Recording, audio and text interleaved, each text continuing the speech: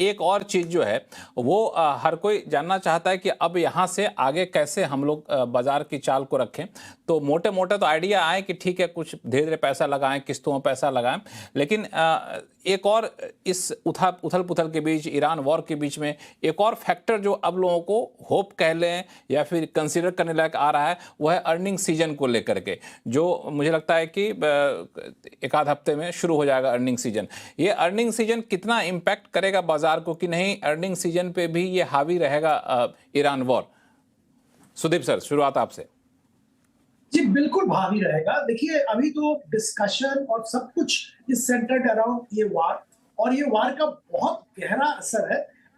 हम लोग तो हमेशा बात करते हैं प्राइमरी इंपैक्ट, चलो फ्यूल प्राइस बढ़ गया, एटीएफ प्राइस बढ़ गया, इंडिगो का क्या होगा, फलाना ठिकाना, बट इसका सेकेंडरी टर्शियरी बहुत बहुत लेवल पे इम्पैक्ट है, और जो इम्पैक्ट इकोनॉमी पे बहुत जबरदस्त आएगा। अब फर्टिलाइजर लीजिए, केमिकल्स लीजिए, पेंट्स लीजिए, अब किसी भी सेक्टर का नाम ले लीजिए, वहां पे इम्पैक्ट कहीं ना कहीं से आके वार का दिखेगा। और ये क्वार्टर के नतीजे की अगर बात करें तो ये क्वार्टर के 2 महीने ठीक ठाक थे और अच्छा था। मैं ये कहूंगा कि फर्स्ट जनवरी, फरवरी, मार्च, जब 28 फरवरी से ये वार ट्रम्प साहब का शुरू हुआ, और तब से बहुत तरह की दिक्कतें कंपनीज को देखने को मिला है। और मुझे लगता है कि मिला जुला नतीजा होगा। बाय एंड लार्ज एक्सपेक्टेशन भी अभी सबड्यूड हो रहा है कंटिन्यूअसली, और जो हम लोगों ने प्रेडिक्शन किया था 2-3 महीना पहले, उसके आसपास नहीं आएगा, उससे नीचे ही रहेगा नतीजा। ये उसके नीचे ही रहेगा। एक और चीज जो मुझे समझ में आ रहा है, अनुराग सिंह साहब बताइए अगर मैं गलत हूं तो, कि जो आगे के कमेंट्री होंगे वो भी बहुत ज्यादा उत्साहजनक होंगे नहीं, क्योंकि ये जो अभी फेज चल रहा है इसका असर तो कई क्वार्टर तक दिखेगा।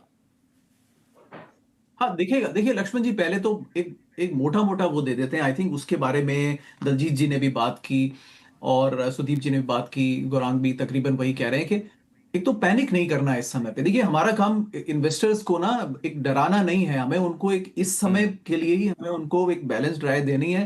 प्लीज, दुनिया में अगर कोई ऐसा कह रहा है कि मेरा तो पोर्टफोलियो बिल्कुल ठीक चल रहा है, वो गलत कह रहा है। 20-25% सबके पोर्टफोलियो डाउन है, किसके साथ नहीं है यार? ऐसा कोई धुरंधर नहीं है। तो यहाँ पर मतलब अमेरिका में मुझे कोई गुरेज नहीं है करने में कि पोर्टफोलियो 20% डाउन है, कोई फर्क नहीं पड़ता। बट साल थोड़ी खत्म हो गया, अभी तो चल रहा है। ऐसे ही आप अगर पैनिक में रिएक्शंस करेंगे तो गलत रिएक्शंस होते हैं, तो इसको ओवरकम होने दीजिए। मेरा तो टोटल कॉन्फिडेंस है कि it will be very quickly over, because एक साहब ट्रम्प साहब का एक वो पॉइंट है कि वो कुछ देखे ना देखे, वो ये मार्केट से और अमेरिकन इन्वेस्टर से यहाँ पर करीब 50% लोगों का पैसा थ्रू 401 के मार्केट्स में लगा हुआ है, तो नोबडी लाइक्स इट। तो इससे क्या होता है, इकोनॉमी और सरकार का गोल एक हो जाता है, जो जरूरी है, और रिपब्लिकन गवर्नमेंट तो उसको देखती है। इंडिया में शायद क्योंकि अभी कम है तो कई बार मार्केट्स में गवर्नमेंट इग्नोर कर देती है। तो आई थिंक पैनिक नहीं करना है ओवरऑल, राइट, और उसको बनाए रखिए। जो आपने सोचा था अभी तो रहने दीजिए, एक बार रिकवरी आ जाए फिर आप सोचिए कि क्या मेरा पोर्टफोलियो लॉन्ग टर्म के हिसाब से सही पोजीशन पर है, कि मैंने स्मॉल मिड में ज्यादा पोजीशनिंग कर रखी है, तो उसको आप बाद में ठीक करिए। एक छोटा एग्जांपल है लक्ष्मण जी, जनवरी, और देखिए ये आपको ट्रेंड दिखाता है मार्केट का। जनवरी में, इस जनवरी में जब गोल्ड एंड सिल्वर के प्राइसेस पीक हो गए थे, 30,000 करोड़ रुपया ईटीएफ में आया गोल्ड एंड सिल्वर के इंडिया में, जो कि इक्विटी फ्लो से ज्यादा था। इक्विटी फ्लो से ज्यादा पैसा लोगों ने पीक प्राइसेस पे गोल्ड एंड सिल्वर में खरीदा। तो देखिए कुछ लोगों की भी गलती है कि बिल्कुल ऐसा लगता है कि अब जो चलती नाव है उसमें ही बैठना है सबको, राइट। तो वो टेंडेंसी से हमें बचना है लक्ष्मण जी। सेकंड, एक और अब रियलाइज करना है, देखिए कुछ बातें ठीक है, थोड़ा सा बैलेंस नैरेटिव।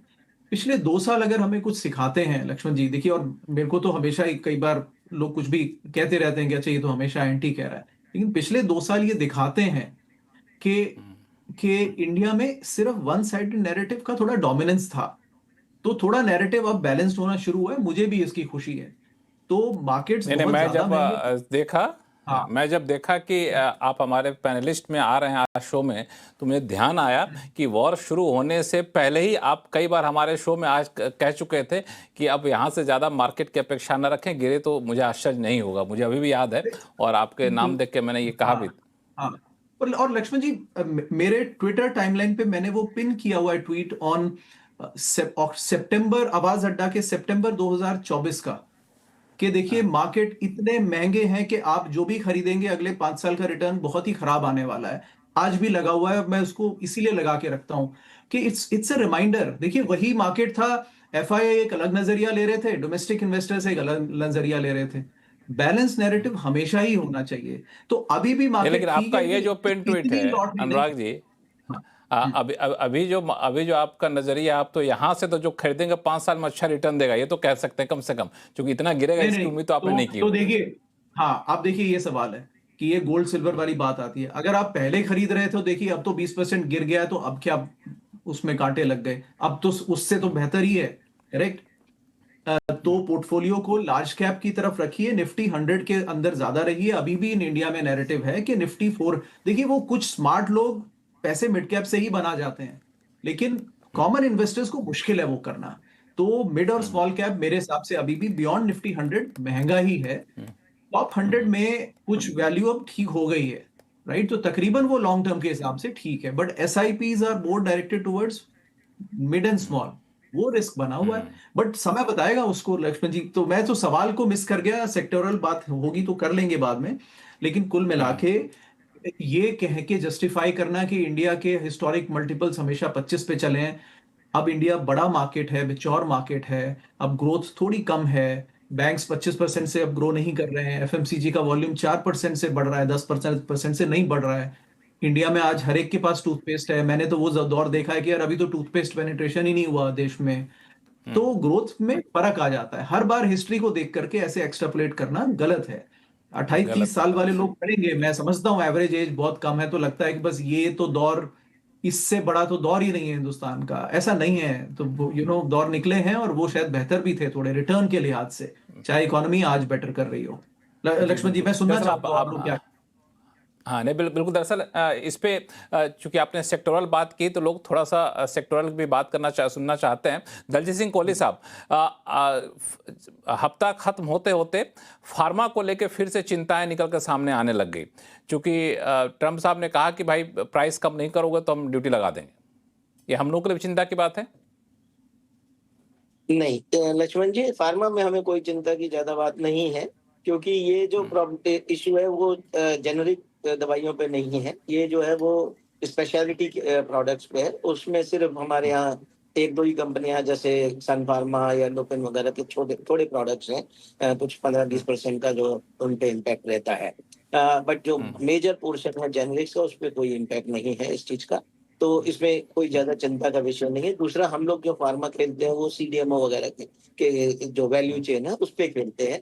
तो वहां पे भी अगेन वो उनके लिए रिक्वायरमेंट ही है, बिकॉज और कोई ऑप्शन ज्यादा अवेलेबल नहीं है वहां पर। जो इससे पहले आप सवाल पूछ रहे थे Q3 की अर्निंग्स का, तो मुझे उसमें सिर्फ ऐड ये करना है कि देखिए Q3 की अर्निंग्स में कोई Q4 की अर्निंग्स जो अभी आएंगी, मार्च की, जनवरी टू मार्च की जो अर्निंग्स, उसमें कोई प्रॉब्लम नहीं होगी। वो नंबर्स अच्छे ही रहेंगे, बिकॉज एक तो आपके 2 महीने अच्छे थे, दूसरा आपके पास लगभग हर कंपनी के पास 30 दिन का इन्वेंट्री तो रहता ही है। तो मार्च का भी समय आपका समय सही से निकल गया। अब इसमें जो इम्पोर्टेंट चीज मॉनिटरेबल होगी, एक तो होगी कमेंट्री आगे के लिए क्या है। अब अप्रैल ऑनवर्ड्स उनको ये जब कंपनियां क्या कहती हैं कि उनके पास किस तरीके की इन्वेंट्री, रॉ मटेरियल की, पैकेजिंग की क्या स्थिति है, अवेलेबिलिटी सबसे बड़ी इंपॉर्टेंट चीज है, तो कितना उसमें कॉस्ट में फर्क पड़ रहा है, ये सब चीजों का इम्पैक्ट मुझे लगता है कि अगले 2-3 क्वार्टर इंडिया के लिए डाउनग्रेड क्वार्टर्स रहेंगे। तो निफ्टी की अर्निंग्स, चाहे निफ्टी 500 की अर्निंग्स, सब में आपको हर क्वार्टर डाउनग्रेड देखने को मिलेगा। बिकॉज अभी ये जो इम्पैक्ट है, जो ये परमानेंटली अब शायद जो क्रूड जो है वो $90-80-90 के ऊपर रहेगा, तो जो उसका रिपल इफेक्ट रहेगा वो सब आपको दिखेगा। तो इसलिए अभी ये इस खाली क्वार्टर की अर्निंग्स को देख करके मत मानिए।